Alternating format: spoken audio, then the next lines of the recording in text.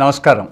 వినియోగదారుల రక్షణ చట్టం 1986లో చేసిన చట్టం కొన్ని విషయాల్లో వినియోగదారులకు సరియైన రక్షణ కల్పించటం లేదు అనే ఉద్దేశంతో ప్రభుత్వం ఆ చట్టం స్థానంలో మరో చట్టాన్ని రూపొందించింది. ఈ చట్టం ఒక అద్భుతమైన ఒక వ్యవస్థను అందుబాటులోకి తెచ్చింది. అదే సెంట్రల్ కన్స్యూమర్ ప్రొటెక్షన్ అథారిటీ.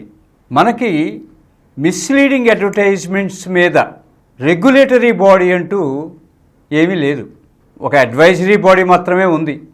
ఆ లోపం ఈ సెంట్రల్ కన్స్యూమర్ ప్రొటెక్షన్ అథారిటీ అనే వ్యవస్థని స్థాపించడం ద్వారా పూడ్చింది అని మనం భావించవచ్చు. ఈ మధ్యకాలంలో చాలా మిస్లీడింగ్ అడ్వర్టైజ్మెంట్స్ వినియోగదారులు ఫిర్యాదు చేయటం వల్లనైతేనేమి, లేదు ఈ సెంట్రల్ కన్స్యూమర్ ప్రొటెక్షన్ అథారిటీ తనంత తానుగా తీసుకున్నదైతేనేమి, వాళ్ళు ఈ సంస్థలకి మిస్లీడింగ్ అడ్వర్టైజ్మెంట్స్ ఇచ్చిన సంస్థలకి నోటీసులు జారీ చేశారు.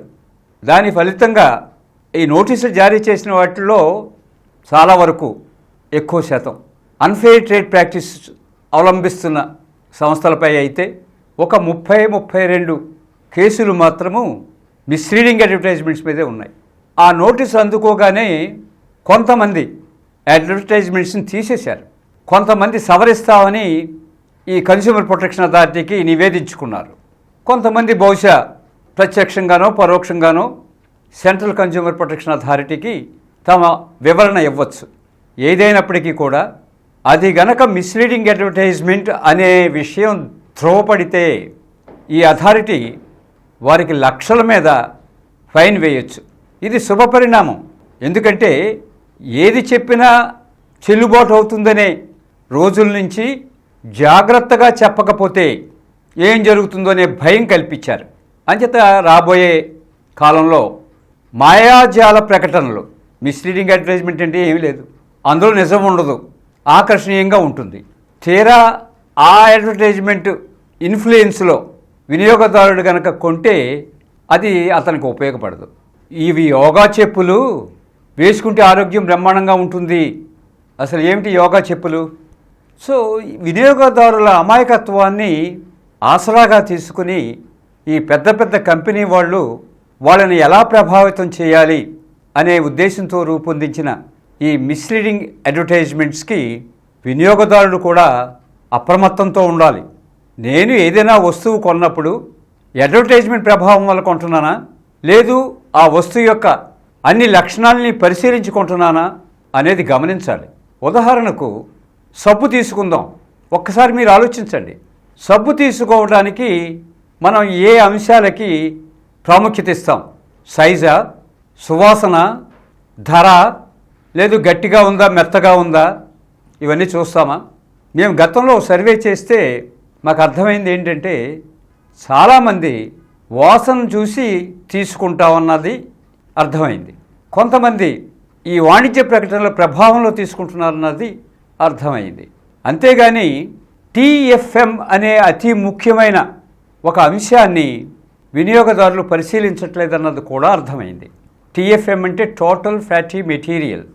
అది 60% ఉందా, 70% ఉందా, 80% ఉన్నది అన్నది చూడాలి. అది చూసి సబ్బుకుంటే వినియోగదారుడు విజ్ఞానవంతుడే. అది చూడకుండా సబ్బుకుంటే మరి ధర ఎంతుంది, బరువు ఎంతుంది? 70 గ్రామ్స్ బరువు ఉన్నది ఎక్కువ ధర ఉండి 100 గ్రామ్స్ బరువు ఉన్నది తక్కువ ధర ఉంటే అక్కడ తెలుస్తుంది కదా ఆ మేరకు ఆర్థికంగా కొంత వినియోగదారుడు నష్టపోయాడని. అంచేత మిస్లీడింగ్ అడ్వర్టైజ్మెంట్ విషయంలో మరొక్కసారి మీరు మార్కెట్లోకి వెళ్ళినప్పుడు తప్పనిసరిగా ప్రకటనల ప్రభావం మీ మనసులోంచి తీసేసుకుని వస్తువు ఉపయోగం ఎలా ఉంటుందో ఆలోచించి, వస్తువు ఇంకా ఎంతకాలం పనిచేస్తుందో అన్నది ఆలోచించి అప్పుడు మాత్రమే కొనండి. అప్పుడు ఏ వస్తువు పడితే ఆ వస్తువు మనం అమ్మటానికి వ్యాపారస్తులు ముందుకు రారు, భయపడతారు, అలాంటి స్టాక్ కూడా పెట్టరు. ఈ విషయాలు మీరు అర్థం చేసుకుంటారని భావిస్తూ సెలవు.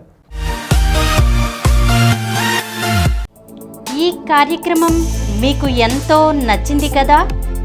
ఇటువంటి మరిన్ని వీడియోల కోసం అనతి కాలంలోనే 20 కోట్ల వ్యూస్ సాధించిన సమరం ఛానల్ సమర్పించు సమరం వినియోగి ఛానల్కు సబ్స్క్రైబ్ చేయండి, లైక్ చేయండి, మీ ఫ్రెండ్స్కి షేర్ చేయండి. అలాగే ప్రక్కనున్న గంట సింబల్ని ప్రెస్ చేయడం మర్చిపోకండి. Please download Samaram Channels app from Google Play Store and watch your favorite channels. Click the bell icon and subscribe to the channels.